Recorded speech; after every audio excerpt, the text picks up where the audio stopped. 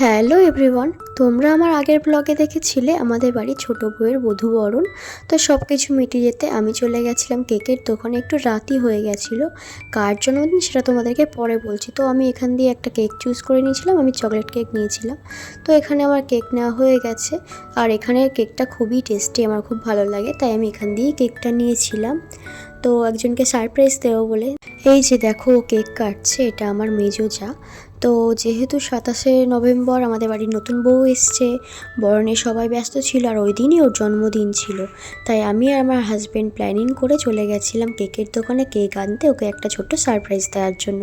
তো ও খুব খুশি হয়েছিল, আর আমার কাছে ছিল গোলাপ, তো গোলাপের পাপড়ি দিয়ে একটু চারদিকটা সুন্দর করে সাজিয়ে দিয়েছিলাম। আর এই যে দেখছো, একজন আমার জায়ের মেয়ে আর একটা ননদের মেয়ে, দেখো ওরা দুজন খুবই আনন্দ করছিল। কেক খেতে ওদের খুবই ভালো লাগে। তারপর আমার যা আমাকে কেক খাওয়ালো, আর যাকে আমি কেক খাওয়ালাম।